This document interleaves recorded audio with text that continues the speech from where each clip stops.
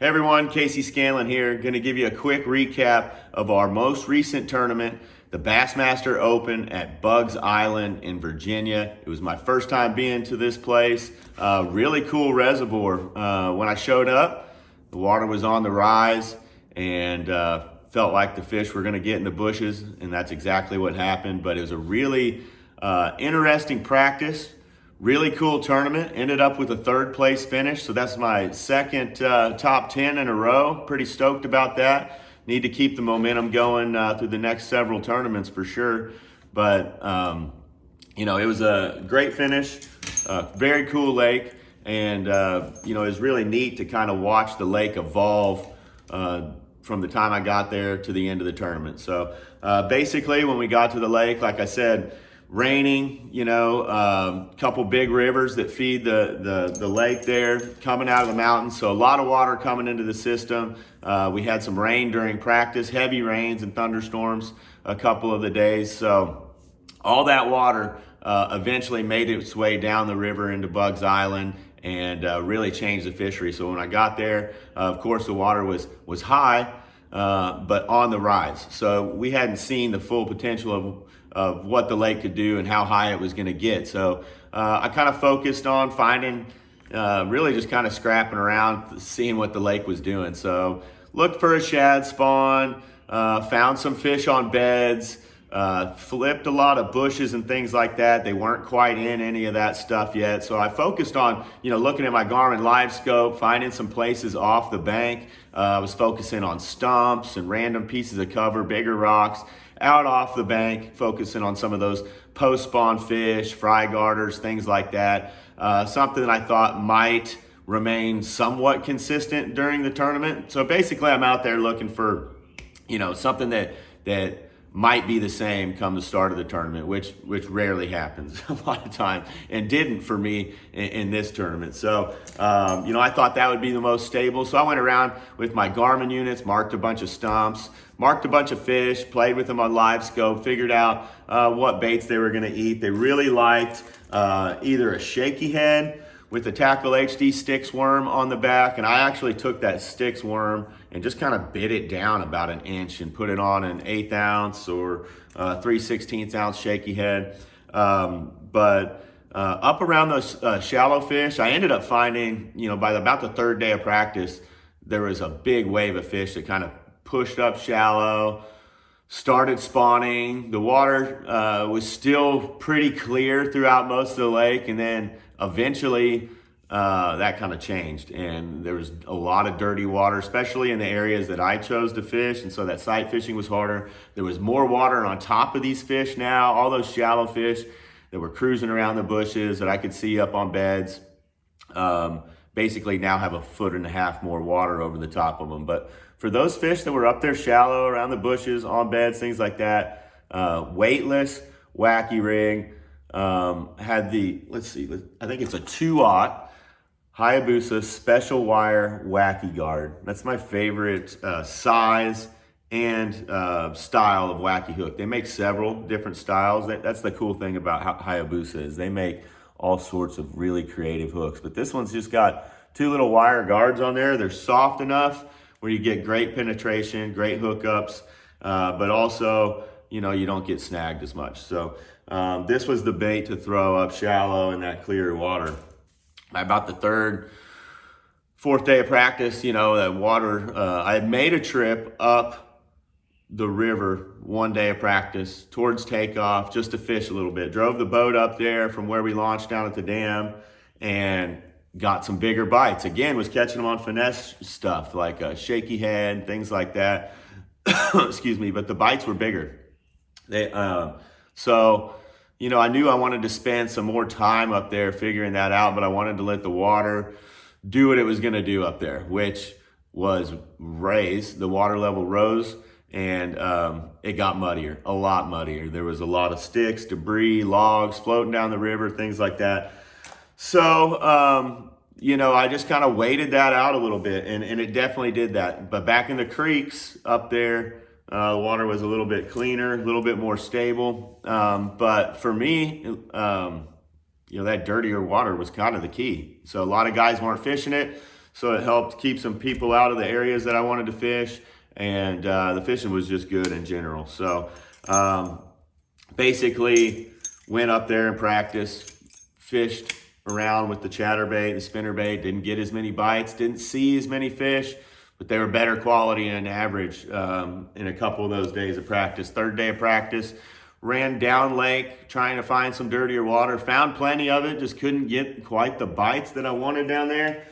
So basically, I put these two baits in my hand. This is the Trophy Bass Company, 1/2 ounce spinnerbait, Ozark flash, sexy shad was the color, had a 2-aught Hayabusa trailer hook on that. Really love the Hayabusa trailer hook. It actually caught me several key fish, but they were choking it so bad, this spinnerbait, some of them. You know, they'd either swat at it or they'd get it so hard that you had a hard time getting that lure out of their mouth. And then the other one was the 1/2 ounce jackhammer with Tackle HD minnow fluke trailer on the back. It's my favorite trailer. 17-pound Bass Pro Shops fluorocarbon on both of those. This one, fishing on a 6-gill. Man, I love my 6-gill rods and reels, first of all, but this is a 7-foot medium heavy Mayaka. That's my spinnerbait rod. And this is a 6-5-to-1. I was gonna say 4-to-1. This is a 6-4-to-1 Hamar reel from 6-gill. This is what I'm fishing my spinnerbait on all the time. Back-to-back top 10s on the spinnerbait. Same combo right here. Great combo for the spinnerbait. You want that 6'3", 6'5", 6'4" gear ratio reel in that spinnerbait to keep it down, you know, so you can fish it at that right speed. And then I had this on a 7-1-to-1 Wraith 6-gill reel. That I like that 7 speed for the chatterbait. It just helps me catch up with a lot of those fish that hit that bait and run at you. But by the start of that tournament, day one, went back in the creek, focused on the bushes. A lot of these fish were garden fry, spawning, things like that around the bushes.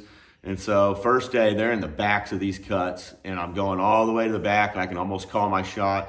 They're on some of these hardwood trees. They're on some of these green bushes, isolated bushes, things like that, with a little bit of water around them. Almost call your shot. A lot of those fish in the morning were on the spinnerbait.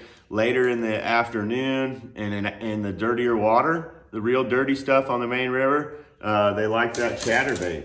So day 2 rolls around, and I had caught some fish late in the day on a bridge. And when I was underneath that bridge, made a couple culls actually, and those were on a wacky rig, surprisingly. Culled at least one fish on the wacky rig late in the day, but I'm underneath this bridge and it's in the shade, and I'm throwing my